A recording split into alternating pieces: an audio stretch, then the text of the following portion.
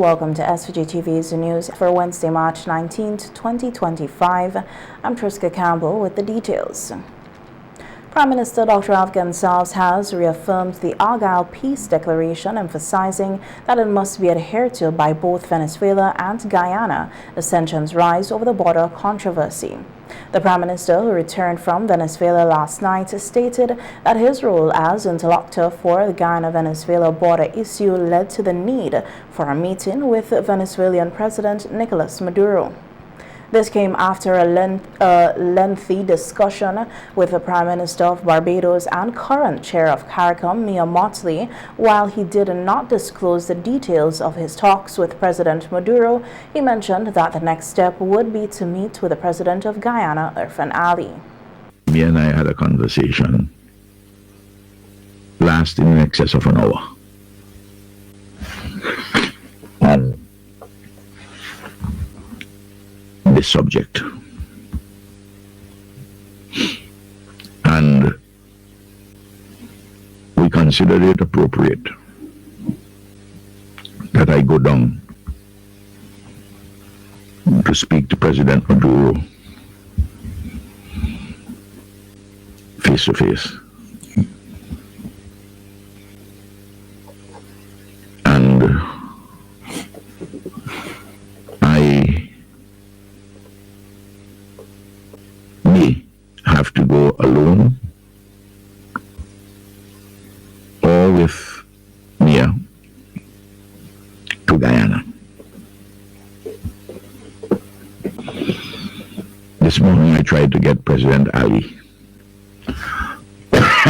The Prime Minister reaffirmed the need for both countries to adhere to the Argyle Peace Declaration, which was signed in December of 2023. Article of that declaration says that Guyana and Venezuela agree that neither of them, directly or indirectly, will use any force or threat of force on any matter arising from the boundary question or any issue consequential thereto, which means that neither party will do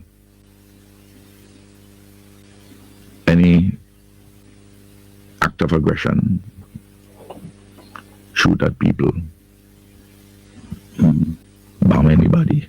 The Prime Minister also noted the dire consequences if Guyana and Venezuela were to wage war, stressing that such a conflict would affect the entire region. If open hostilities arise between these two magnificent countries and peoples,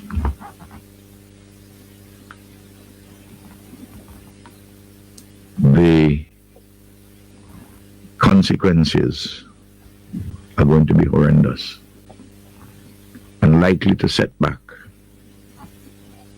progress for at least an entire generation.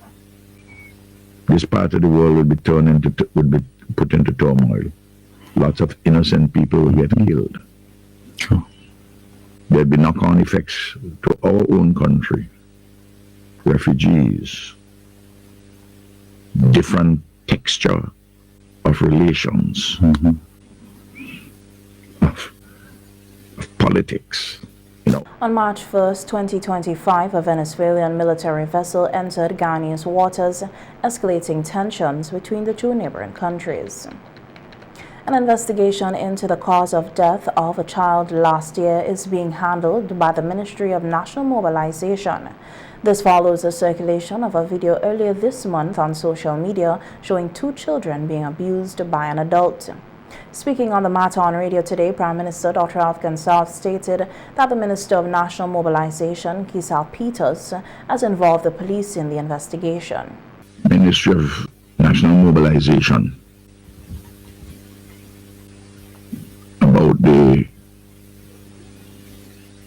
death of a child. I understand some things have been circulating. I learned yesterday about it. And this morning, the Minister of National Mobilization spoke to me. By the way, her grandmother has died, so I extend sympathy to her. She informed me about that this morning too. As KMP, Kisal Melissa Peters. And she has drawn the matter to the attention of the police superintendent who is responsible for these issues. The Prime Minister added that it is now up to the relevant authorities, including the police, to resolve the matter. That's what she has advised me, and that a formal report as to what is in the knowledge of the Ministry of Mobilization will be submitted to the police. Whether, Johnny P., you do what you have to do. And the authorities who are charged juridically, legally, they would decide what step is required to be done. Now, I wouldn't want to speak about the matter which I just referred to in terms of the case with the child, because I haven't seen the report. I don't know at all the facts and circumstances. I've been given by my permanent secretary what little has come to her knowledge. The 36th meeting of the Caribbean Association of National Training Authorities, CANTA, opened today with educators from the region involved in technical and vocational education and training, TVET.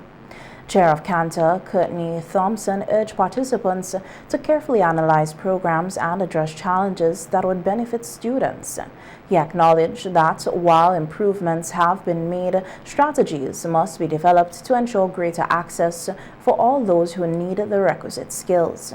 Now, this meeting provides us with a valuable platform to discuss the myriad opportunities and challenges that lie ahead for the TVET landscape within the region. We are indeed fortunate to have a diverse group of individuals with vast expertise gathered here today and for the next few days. We must address some of the pressing challenges: ensuring equity in access to TVET, aligning curriculum with industry needs, and fostering partnership that can lead to innovative training opportunities. How can we enable more individuals to benefit from these vital programs?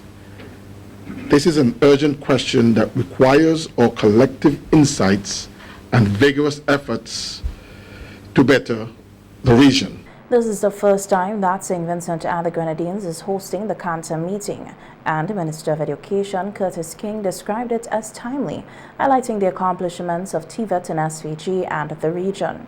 The Education Minister emphasized that work must continue to remove the stigma attached to TVET. Indeed, this meeting is occurring at a very pivotal moment in our history, as our shared commitment to TVET coincides with a renewed thrust to dismantle long-standing stigmas associated with this very important component of our education.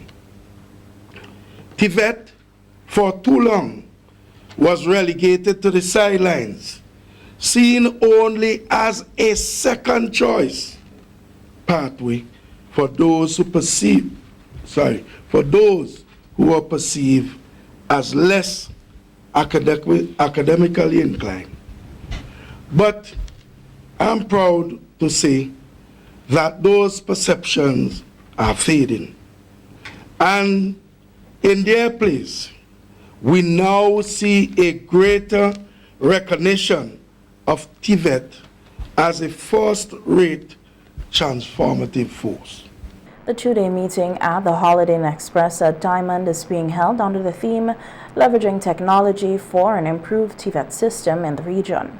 Speaking on the theme, Chairperson of the Sector Skills Development Agency, Dwight Lewis, reiterated the importance of using technology by TVET students to stay abreast of technological advancements. The scope of leveraging technology is wide and diverse, ranging from virtual and augmented reality, online learning platforms, adaptive learning tools, data analytics, and artificial intelligence. The pilot project, which seeks to establish a regional digital platform that supports the digitalization of TVET delivery across CARICOM member states, exemplifies the relevance of the theme and the possible trajectory for TVET in the region. Notwithstanding the transformative role that technology can play in the training system, there would always be concomitant challenges, such as the digital divide, ensuring equitable access, adapting to rapid technological changes, and addressing ethical concerns relating to data privacy and algorithmic bias. In the process, therefore, of leveraging technology, it is essential to identify associated risk factors and mitigation strategies going forward. The Royal St. Vincent and the Grenadines Police Force Traffic Department, under the leadership of Superintendent of Police Joel James, has reiterated its commitment to ensuring road safety and adherence to traffic regulations across the nation. In a news release issued today, the Royal St. Vincent and the Grenadines Police Force emphasized its steadfast approach to maintaining safe roadways for all. In response to numerous reports of traffic infractions, the Traffic Department has ramped up its efforts by conducting routine traffic checks at strategic locations across the country. According to the SVG Police Force, these proactive measures are designed to ensure that all drivers comply with traffic laws, thereby fostering a safer road environment for everyone.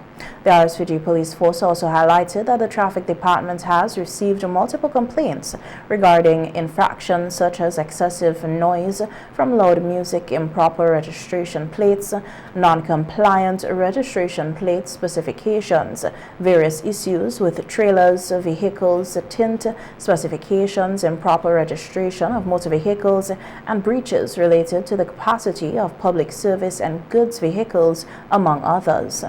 As part of its ongoing efforts to enhance road safety, the Traffic Department urges all drivers to strictly adhere to the traffic laws and regulations of St. Vincent and the Grenadines.